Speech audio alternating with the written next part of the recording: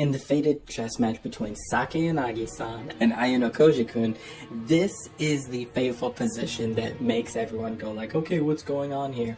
Okay, so this move gets played right here. Now, this is a pretty good move. You're you're about to do something crazy, which everyone in the show is like, oh my god, this is so crazy. Okay, this game is being played at like a 1600 level.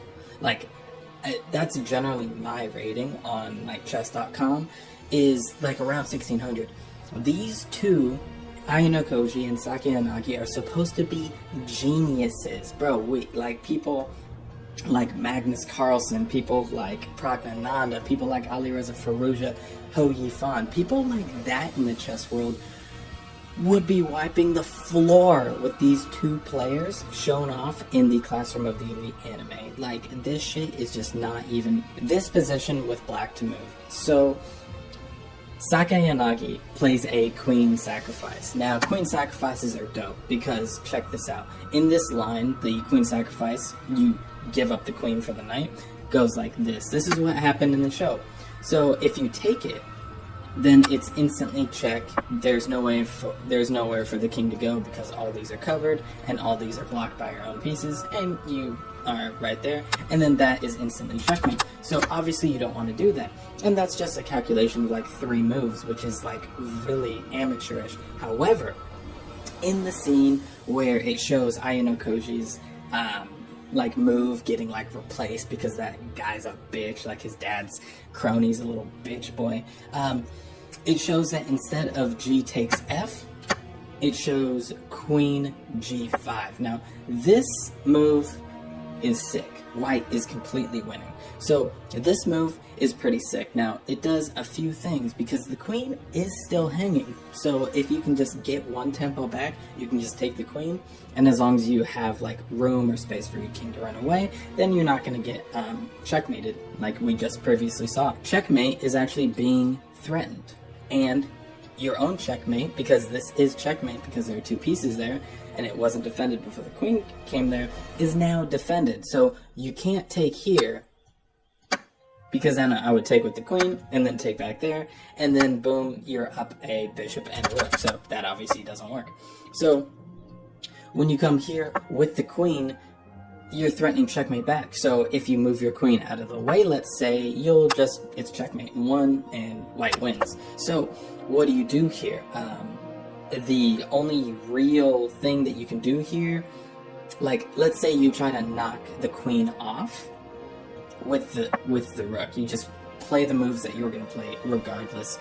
You would just take the rook again, because you're still doing everything the same. You're still defending checkmate while actually threatening checkmate at the same time. So they would take there, and then you would take there, and then this is the position you would get from that. So you can't move your rook around like that. Basically, you just have to take the queen. Now, here's the difference in this position. Now, you'll notice the pawn is just one place different. It's blocking. This is what you call an umbrella pawn that blocks your opponent from attacking you with its own pieces. Because now, if you come here, it's not checked, so you don't have to do anything. In fact, that white king is perfectly safe. And in this position, it's completely winning. I could win this against like a 3000 rated player. It's just, you're up a rook. Like, it's very, if you know what you're doing in the end game, it's when the queens are traded off, it's easy. It's just, when I saw this, I immediately was like, what is wrong with it? Like, I don't know what the manga says, I don't know if, like, what the light novel shows, but the game they showed being played on episode 11 of season 3 of Classroom of the Elite is trash. I don't even make anime content. I went and watched, like, a chess commentator go through this game because it's just so mid. So in the post-match scene, it's clear that, like, Sakayanagi's being done dirty. I haven't read the source material, but Sakayanagi-san apparently is a child prodigy, a genius. If she thinks that Ayanokoji, who she saw in the White Room, so she knows that he is an unparalleled, unbridled genius, plays a move that blunders checkmate in 3 from that position, she does not have a power level like scalar thing that all higher rated chess players have. And basically, as you play chess, you have like a power level. You can like see, you literally have like a power level, and depending on your power level, you can generally tell what other people's power levels are. Like over 9,000, like it's very easy. I can tell the difference between when I'm playing a 2200 rated player and a 2600 rated player and like a 1000 or a 400 rated player. And the fact that Sakayanagi could not understand in the post-match scene without being told that she was like helped out by Ayanokoji's like father's crony, the fact that she couldn't see that he like missed this move, or that like he made a blunder in this position, that would not happen. Like the fact that she couldn't tell means she didn't have like the power level scalar that like all chess players have, especially as you go up in ratings. You can clearly tell what everyone's rating is. If I had to guess Sakayanagi's actual rating based off of like what she says in the anime, based off how she acts and how she plays, bro, she's probably like 1400, like 1500.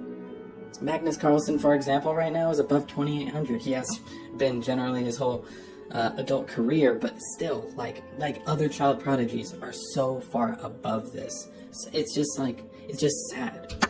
Now, on the other hand, this move, Ayanokoji's move, this is actually sick. It's a queen sacrifice that is like really deep, like really, really deep. Like I know like the position, if you calculate it out, it's only